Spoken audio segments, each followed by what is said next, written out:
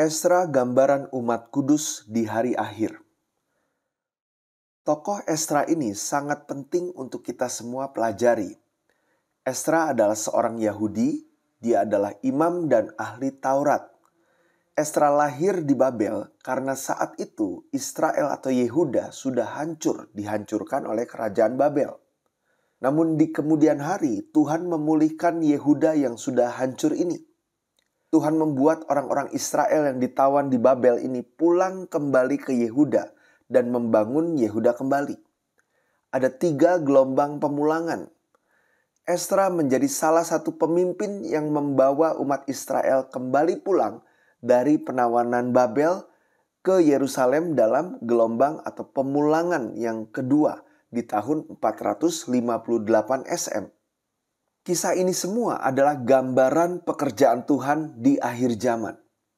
Hasil dari ketidaktaatan Israel kepada firman Tuhan dan hasil dari mengabaikan teguran-teguran firman Tuhan, peringatan-peringatan firman Tuhan, dan terus-menerus tidak bertobat, maka hasilnya adalah Israel dihancurkan oleh musuh-musuh, baik itu Israel Utara dan Yehuda Selatan.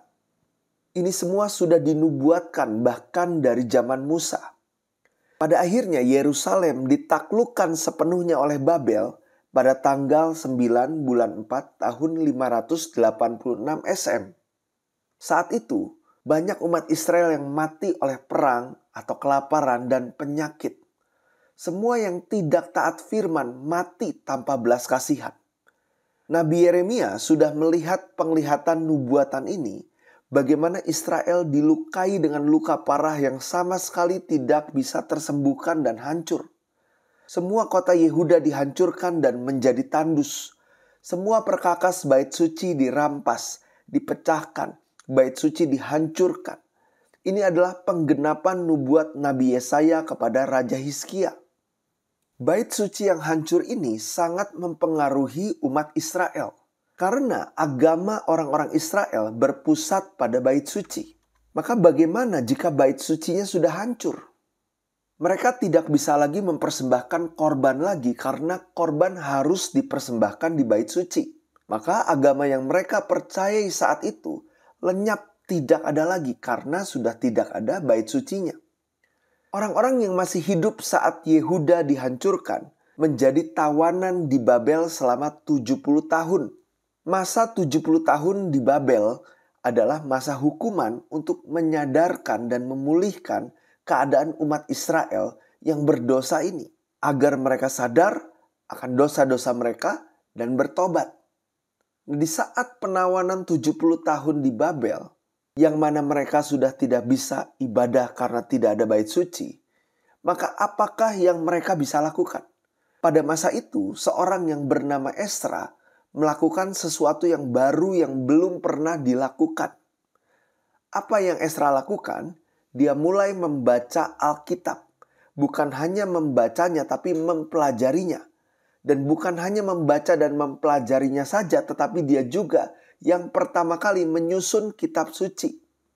Di Perjanjian Lama ada total 39 kitab. 39 kitab ini pertama kali disusun menjadi satu kesatuan Perjanjian Lama oleh Esra. Saat itu, umat Israel tidak punya bait suci. Maka apa yang Esra lakukan? Dia membaca, mempelajari hukum Tuhan, dia menghidupinya, dan dia mengajarkannya kepada orang-orang. Esra adalah seorang yang mengubah agama Yahudi dari yang sebelumnya berpusat pada persembahan korban, diubah menjadi berpusat pada firman Tuhan yang disampaikan pada mimbar kayu atau yang dimaksud adalah rumah ibadat. Dan ini berkembang menjadi banyak rumah ibadat atau yang disebut sinagog-sinagog. Ini seperti gereja. Contoh, setiap kali Tuhan Yesus atau rasul-rasul berkeliling dan menginjili kota-kota, mereka mengajar di rumah-rumah ibadat atau di sinagog-sinagog. Asal muasal ini dimulai dari Esra. Esra berdiri di atas sebuah mimbar kayu. Tujuannya untuk membacakan Alkitab dan mengajarkan Alkitab. Atau yang kita sebut untuk berkhotbah. Ini adalah pertama kalinya seorang di zaman Perjanjian Lama berkhotbah di atas mimbar kayu seperti ini. Dan ini terus berlangsung terus-menerus sampai hari ini di setiap hari Tuhan atau hari Minggu di ibadah gereja. Ezra adalah seorang yang melakukan reformasi besar. Dia mengubah wajah agama Yahudi secara keseluruhan. Ini adalah sebuah perubahan paradigma atau perubahan sudut pandang yang Tuhan kehendaki. Persembahan korban hewan saat itu tidak diperlukan lagi.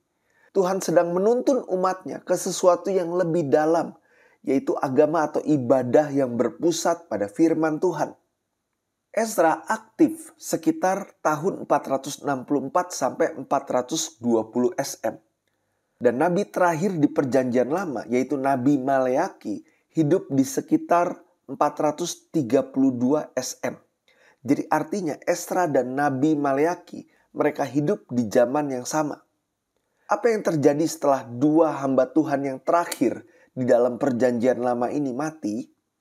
Umat Tuhan masuk ke dalam masa 400 tahun masa diam atau masa peralihan antara perjanjian lama ke perjanjian baru.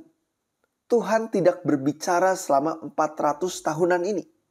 Maka selama 400 tahun ini, bagaimana umat Israel menjalani kehidupan iman?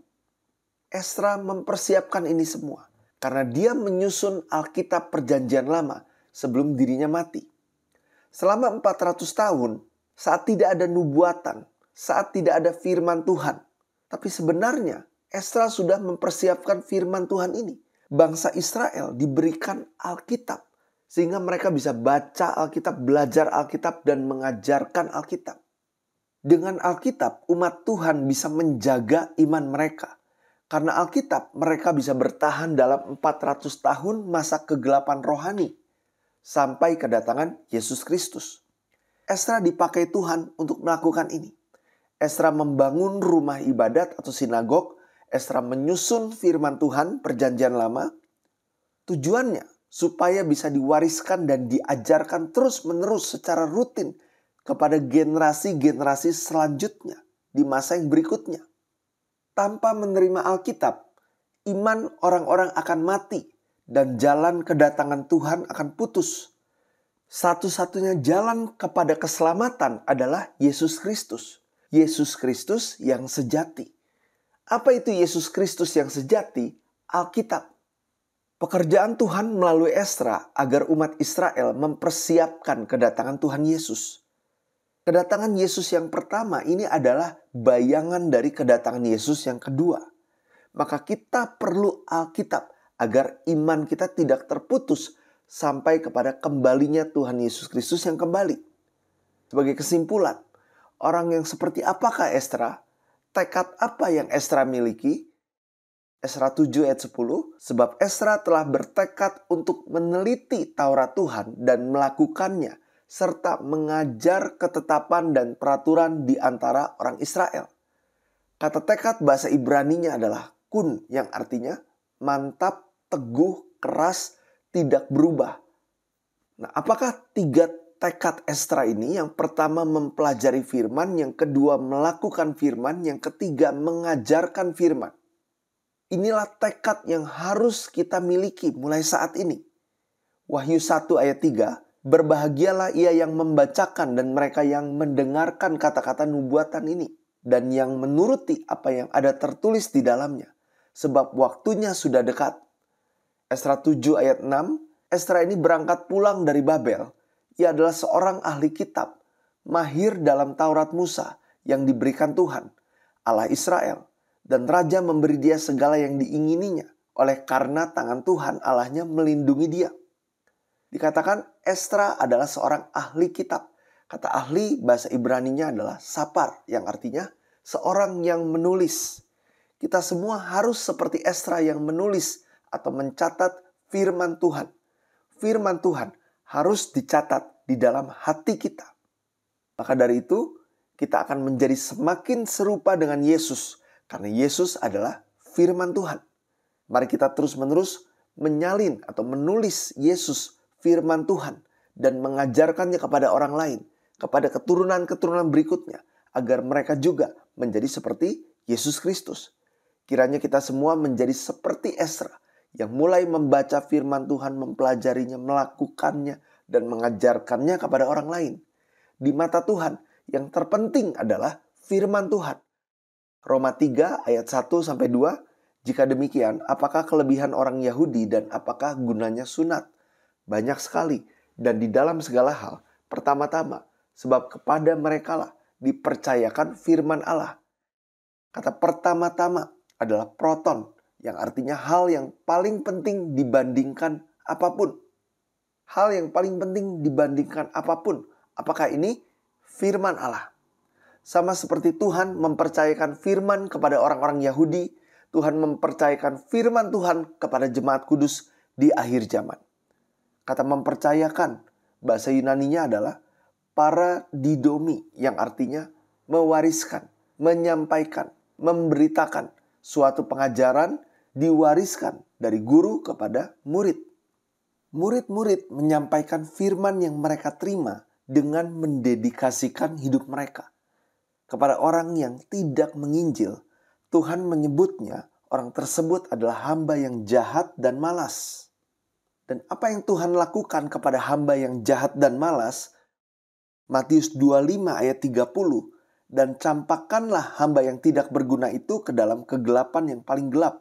Di sanalah akan terdapat ratap dan kertak gigi. Maka dari itu kita harus menjadi orang-orang yang sungguh-sungguh meneliti firman Tuhan, menghidupinya, dan mewariskannya atau mengajarkannya. Matius 28 ayat 19-20, karena itu pergilah, jadikanlah semua bangsa muridku, dan baptislah mereka dalam nama Bapa dan Anak dan Roh Kudus, dan ajarlah mereka melakukan segala sesuatu yang telah kuperintahkan kepadamu, dan ketahuilah, aku menyertai kamu senantiasa, sampai kepada akhir zaman. Kata ajarkanlah bahasa Yunaninya adalah didasko, yang artinya menguraikan, menyampaikan dengan teliti dan akurat. Di Matius 25, ini mengajarkan kita saat Tuhan datang kembali atau saat akhir zaman kita kembali kepada Tuhan, kita harus pastikan pelita kita terus menyala, terus-menerus membeli minyak, yaitu firman Tuhan, agar pelita yaitu roh kita terus berkobar. Kita harus berdagang dan menghasilkan keuntungan yang makna perumpamaannya adalah menginjil. Dan kita harus terus-menerus berdoa. Kiranya kita semua dapat menjadi seperti Esra yang adalah gambaran umat kudus yang sejati di akhir zaman. Amin. Tuhan Yesus memberkati.